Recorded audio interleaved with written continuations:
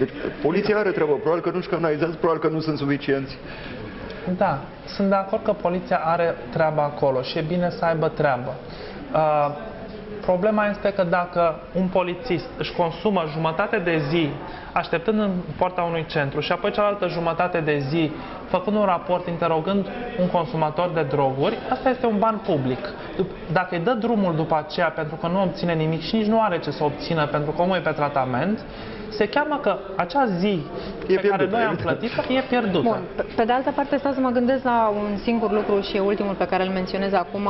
Oamenii ăștia din centrul care a fost închis, a fost desființat, vor avea tendința foarte clară de a-și rezolva problema ducându-se la celelalte două care există. Și acolo se vor crea aceleași tipuri de probleme. Există 3 centre ale Ministerului de Interne, sau nu mai știu ale cui sunt, ale fostei Agenții Naționale Antidrog. Mai există un centru la Spitalul Sfântul Stelian. Ne spune că nu primesc nici cu șpagă telespectatorul nostru. Da. Și mai există încă 3 centre private.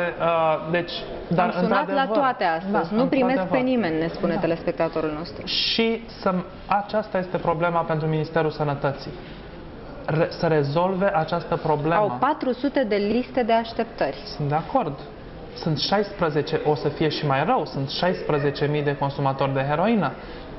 Această criză nu trebuie rezolvată de mine, medic nimeni n-a spus curant, acest lucru, da, este nici de domnul manager al unui spital sau de domnul doctor Bengescu. Această criză necesită o soluție globală și de sistem. Bun, nu putem decât să tragem un semnal de alarmă. Eu zic că asta am încercat cel puțin să facem astăzi. Asta a încercat și evenimentul zilei prin articolul pe care l-a scris și prin articolele pe care le va mai scrie și de acum înainte.